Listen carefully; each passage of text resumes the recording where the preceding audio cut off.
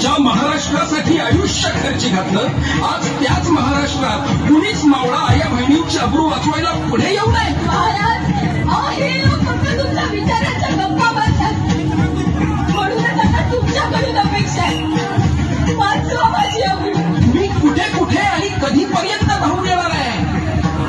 आज 350 वर्षानंतर सुद्धा आया बहिणींची अब्रू वाचवायला माझीच गरज लागणार असेल तर माझ्या नावाने राजकारण करणाऱ्यांची मला लाज वाटते. महाराज, मग आता माझी अब्रू कोण वाचवणार? तू, मी? होय तू.